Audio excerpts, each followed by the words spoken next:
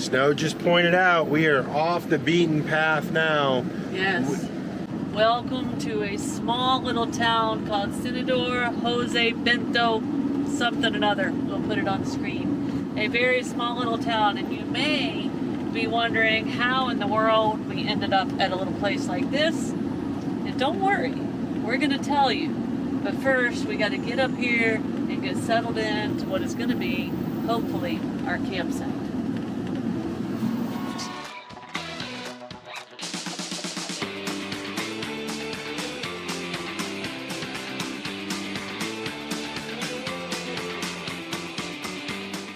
We are settled in at a legit, authentic Brazilian coffee farm.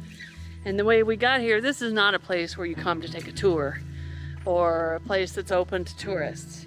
The way we got here is we have a friend in the United States named Craig, lives up in Illinois. We've known him for several years.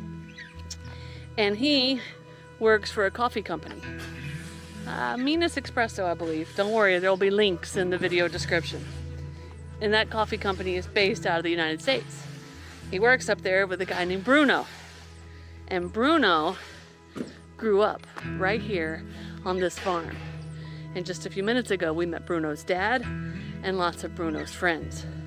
So they grow the coffee here and ship it up there to the United States, where it is then distributed around. So if you want to get some gourmet Brazilian coffee and you're one of our subscribers up in the United States, we're going to be able to hook you up. But that is how we ended up here, friends of friends. We're going to show you around this cool little town for a true cultural deep dive into small town Brazil this afternoon. And then tomorrow we're going to take a behind the scenes tour of this coffee farm. Now, Brazil grows a lot of coffee, and in the past it's been known for mass producing coffee. And in the recent years, I don't know exactly how many, 10, 20 or 30 years, they have started to focus on this region of Brazil growing a more gourmet coffee. So this isn't where the coffee is mass produced. This is where the yummy coffee is made. So we have made it to this fun little city, and looks like we're kind of at a little town square kind of area, a valley of the coffee with milk. I don't know if they know this, but that's definitely the way I like it. Curt likes his coffee black. No milk in his. All right, so I was just warned as I come through here to be careful for snakes, but they brought me out here to the edge of town out here where there's a little waterfall. So it's a nice little place out in the farm, and you can see this is the valley of Café con Leche, and well, those are dairy cows, and we've driven all the way through dairy land to get here to coffee country. So Café con Leche makes perfect sense, and also they have a lot of queijo or cheese up here as well. But we're about to be down here to this waterfall already. Pretty cool little waterfall, and you can see it's got to be a little bit of a private place because they have a nice little table with an umbrella down here and a pretty little waterfall, and it drops all the way on down, so it's a couple tiers. So I couldn't stand it. I had to climb up here in the middle of the waterfall, and it's really kind of cool to be up. I have water kind of cascading and splashing down all around me. And the sounds are awesome, and you can feel the cool air coming down the mountainside. Pretty nice place. Snow's climbing the big rock. You guys know she likes to play on a rock. All right, so we arrived in a neighboring little town, and well, it turns out this is the land of the potato. And Terra de batata. Terra de batata. Terra de batata. And I think we're also going to go have a snack somewhere. See. We'll see. We're along for the ride. So we are at an artisanal store, and so you can see here they have all the cachaça. Now we've seen cachaça all through Brazil, And it's sort of like mezcal.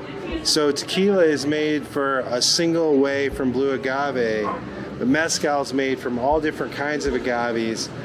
Well, cachaca is made from sugar and a unique process, but there's all sorts of flavors of cachaca. But it is like the #1 regional drink here in Brazil.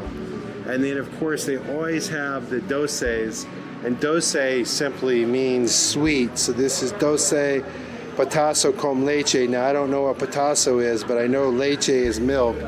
And there's a lot of sweet milks and sweet creams here as well. And so those are all considered artisanal items.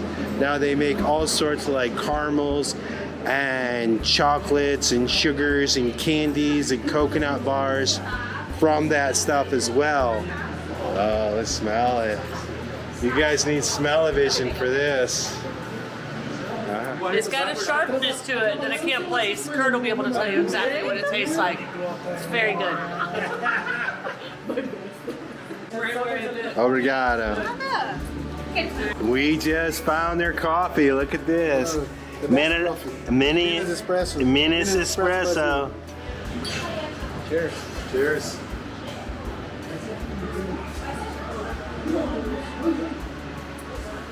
That's good coffee right there. From right next door. This is cocado, the candy we saw them selling on the side of the road by the beach. It's called cocado? Cocado is made with coconut. Different stuff with coconut. Coconut and sugar. Okay, this is the one with passion fruit, right? Passion fruit, yeah. I'm gonna like it. It's gonna be good.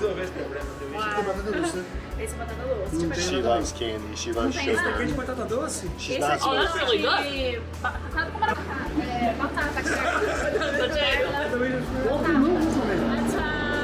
Sweet potato? Sweet potato. Yes.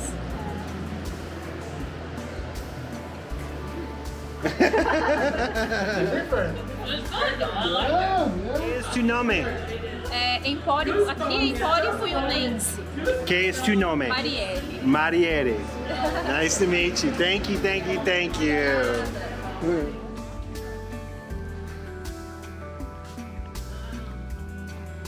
Look at the beautiful view, guys. And I know it's hazy, and I know it's late, and our view is obstructed by the haze as well, but nonetheless, it's stunning. We can see out across the rolling hills, and you can see all the little different farmlands. And again, we've learned that this is mostly dairy country, coffee country, sugar country. But what a beautiful little spot up here. Oh, and there's a guan. Flew right by. I don't know if you guys saw that. So we had a pretty heavy rain last night, but we slept really good. But today we're here at the homestead at the coffee ranch. So we're gonna get a coffee tour before we get started. Just kind of looking out, and there's tons of birds here. I don't have my big camera with me, but there's toucans up in the trees. Beautiful toucans, we could hear them, and they're kind of off in the distance, but there's all sorts of birds around here. There's also cattle and horses. So we are in the heart of farmland. And in this area, the climate generally does not get super hot like some of Brazil. So it's a nice, cool climate zone. Not a ton of rain. I'm told a lot of sun. And it seems like they can grow any kind of fruit they want. There's papayas, lemons, oranges. They also can grow mangoes, all sorts of stuff, as well as fruits and veggies. So a really fertile, very friendly farmland area. Good morning, everyone. We have walked in to our breakfast spread. Look at this.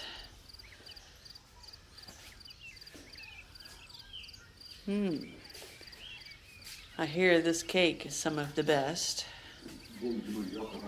We've got coffee. We've got warm milk with the coffee. They've brought out yogurts. We're gonna dive in, have some breakfast before we take a look around this farm. And then there's all sorts of little traditional Brazilian breakfast treats here, and mostly we have some breads, but this is called a biscuit. And we saw these in the artisanal store yesterday, a little smaller version, but look at the inside, and I haven't tasted it yet, but it's very airy and stringy. And then this is pão de queijo, which is like little cheese loaves. We love those, just little airy cheese breads. This is typical pan, the biscuits, and this is Called broa. broa. So these are a little bit sweeter breads, and then they have something that is similar to our pound cake, right, Snow? Yes, but it is made with yuca flour. It's And made. what do you call yuca? Mandioca. Mandioca. That's And tapioca. that's also tapioca. So if you guys remember Laura, she made us some tapioca tortillas, and so we've been gifted some tapioca. Yeah. So we're really excited about that. And then of course we have a bunch of different typical fruits, including, it looks like apple, I believe that's papaya, and Melon. a melon. And then some jamon and queso, or ham and cheese. Yogurt and chocolate. Yogurt and chocolate. So this is a big A spread feast. that's here, feast. So let's try this biscuit, because I was excited to try this.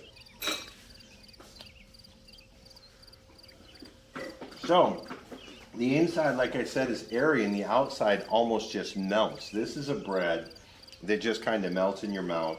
It's just got a lightly salty taste, but it's absolutely delicious. We have made it up to the coffee fields. We have a bigger group today. A few other people have joined us. You'll get to meet them as the day goes on. But we enjoyed our breakfast, some good conversation. It took 2 cars to get us up to the field. We're lucky the weather is holding. Kurt's gonna pop the drone up, so you're gonna get an aerial view of these beautiful coffee fields. And we're gonna try to tell you a little bit more about coffee here in Brazil. Now, yesterday we had Carlos and Danielle showing us around. Today they have brought in a wonderful, nice lady, a new friend of ours. Her name is Kelly. She is a coffee expert. So when we put the camera on her, you guys want to listen, because whatever she's saying is going to be full of cool coffee facts. Now, she's already told us one cool thing. 80% of the coffee farms in Brazil are small coffee farms. 20% are the big ones. So let's go take a look at some coffee. One thing that's a little bit sad, we missed the coffee harvest. That happened, finished up a couple of months ago. So you won't be able to see any of the red or green, if they're not ready, coffee beans, berries, cherries, whatever you want to call them, on the plants. But I'm going to go back to when we were in Guatemala, pull some of that footage, and show you what the coffee cherry looks like, so you know. But we missed that here. The coffee's already dried, put in bags. We caught the last little bit yesterday. So we're still going to check out these beautiful fields. Everything you could look was coffee in the past, but because people were not receiving enough money to pick coffee trees, and here there is no space for machinery, so they start replacing for bananas, native trees, and Some corn. not much No, corn, no. but you know when it's clean, it's for cattle. Yeah, grazing. Grazing. Yes. How long has he been farming this land with coffee? Quanto tempo você está plantando café aqui? Esse café meu aqui tem 23 anos já que foi plantado. In these lots, 23 years. Wow. So how old are these trees? Para nós aqui. Qual é a idade dessas árvores aqui? Então, essa árvore aqui eu cortei, você tá vendo, né? Esse café aqui, essa árvore aqui tem 4 anos. 4 years Vai old, no this quinto ano one. agora. It's going to the 5th year. Yeah. Só que o tronco dele aqui, ó. But he had a huge chop. Que se fizer He's aqui, tá going to vendo? show you. Ele é uma brota, tá vendo? Oh, Olha, esse tronco Okay. aqui tem 23 anos. So the base is 23 years old, but in order to make the plant more productive, he had a huge chop. I see, It yeah. grew, yes, that's why. So they'll grow new, so they don't have to pull the whole plant down. Yes. Just chop it off and let it. Renova a planta, né? Yeah. How many years when you chop it? How many years till it makes coffee? Quando você faz essa poda agressiva aí, demora quantos anos para produzir café? No segundo ano já produz. Second year is producing already. That's not so bad. Essa colheita que foi feita aqui é do terceiro ano. E deu um mundo de cafés, cafezinhos. Você precisa ver. And he said, this is the third harvest of this plant, and this year was amazing how productive it good was. one. Can you see how high the plants are over there? Yes. Pretty different from here. Yes. Because according to the plant age, he's applying different chopping techniques. Okay, I All understand. based in quality and productivity. I understand. So That's the science. it was a time, in this one it was a time for the big chop, but this year he's going to, A little chop? no, yeah, little chop. He's going to make it clean in here only. Oh, okay. This he's gonna chop it. Corta assim, ó. And just in the middle or all the Tem way? uma máquina própria Yes, de cortar. there is a machine, he said, it chops off. I don't know how to say that in English, but we keep only the skeleton. We would call that trimming the tree, Okay. trimming it. So, And in that one, the big one is too old, he's going to Just have a chop. huge chop. okay. Aquele lá eu vou cortar esse ano porque ele está muito alto, então essa parte de baixo aqui, ó, vai crescendo e daí não fica galho lá embaixo, sabe? So he's saying that he's going to have a Aí big fica chop galho. because it's too high, the plant over there, so it's hard to pick. harvest. Yeah. And he's losing productivity because the main trunk is getting high and he needs, Production close yeah, to the floor. all the little ones. yeah. Science. So I think it's important for your audience understand that there are 134 different species of coffee that receives the name. It's under a Latin name called Coffea. Coffee, yeah. So all the coffee trees in the planet, the first name is Coffea, like Homo sapiens sapiens, Coffea. But commercially, we are using two main species. It's called Arabica and Canephora. I see Arabica on the coffee bags in the grocery store. For a long time, people were marketing like Arabica it means quality, but it's not true because everything the nature does is perfect. Yes. So what was happening with the Canephora is people weren't harvesting well, and the post-harvest technique was not good enough too. I understand. And now, with this science revolution, the last 6 years, they are applying very good technology for harvest and post-harvest with Canephoras. So in Rondônia, for example, they are really strong with Canephoras. Okay. But until nowadays, when people, coffee nerds like me, listen Canephora, they think it's low quality, I and it's understand. not true. Okay. And here we have only Arabicas. Is that a climate thing? Does it grow better here? Terroir. Okay. Sabe? Don't be sad with this tree, but it's harvested, so it's normal to be like this. What happens is after harvest, the plant will start like to sleep. That's why the producers are chopping to give her strength for the next harvest. The next bloom. Exactly. All right, we have to hurry up and leave the coffee fields because the rain is coming. And look at this slippery clay road. So it's not just when we're in the van that things get crazy on these Brazilian roads. It's everywhere. Let's get down this mountain, guys. So when Brazil was still colony of Portugal, Dom Pedro II, our king in that time, decided that he would like to have more productivity of coffee. But coffee, when you start a new land, it takes 3 years to start producing. So he'd like to invest in technology and science to make these plants very productive in one place. So he opened the first scientific institute where it's close to here in a city called Campinas.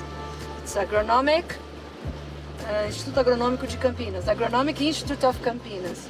And so it was the first time that Brazil really took scientifically angles towards coffee. That's why with this legacy that Brazil is the biggest coffee producer in the world, And I like to make the joke, if you compare high school, the coffee industry in the high school, Brazil would be the very awkward nerd, very big in the classroom, and Colombia would be the cheerleader. Because Colombia is investing in coffee marketing for 45 years, and we're investing in coffee science for 136 years. I sense a little bit of competition between. I knew Not about competition. I knew about the competition between Argentina and Brazil. I did not know about the competition between Brazil and Colombia. I'm a journalist, and I'm just describing the facts. So we left the coffee field in a hurry, and look at all that mud. Muddy shoes.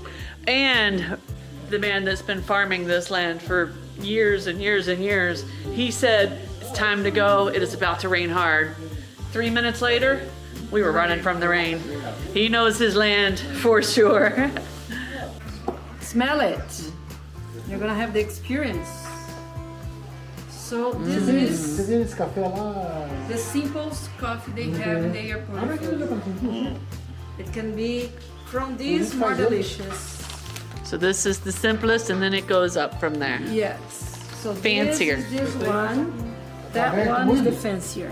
Okay. And I'm saying that they must change the packaging because, and I said, we know that's why we're doing looking. the research. Yeah. Pick And we their new had to bag. start selling. Yeah. That's why. Yeah, I understand that too. That's the coffee And we this wanted. is the one that they are selling in the US. Yeah. I like it very much because this is very sophisticated, and they have, I don't know how to say that in English. It's easier You to know this? Do you know this one? Close seal it. it. Yeah. here. No. And there is this, The little air pocket thing to let the gas out. so But it's from exactly. here, this region, no? The coffee can oxidate very quickly. Imagine when you dice a tomato and you wait too many hours to consume it, it goes bad. The same with coffee, especially grounded coffee like this. So this kind of technology, I need to seal as soon as I open here to use, I will seal here, and then when it's really well closed, I'm gonna press it so the air you're gonna remove. Oh, I understand. So this one, because the simple one, there is No pocket, no air pocket. Exactly. Ah, So this is the better, the yes. more gourmet. Can you see the difference of color? Yes. The way it's grinded to. Yeah, this one's more fine. Yes. This is not. The finer, you get more body in the final beverage, and the smell is different too. But you're gonna notice when you compare. We're having a little round table discussion. I think they're trying to pick out new coffee bags. Behind the scenes, guys, behind the scenes. And as soon as the coffee is ready, it becomes very hot in here, and this starts moving. Can you see some holes in here? They start cool it. Blow some air to cool it fast. Grind it, and then with this they seal it. Ah, that's the sealing machine.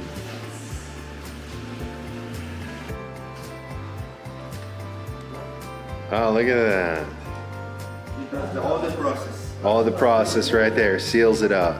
You put the date. Oh, Not today's date. nice.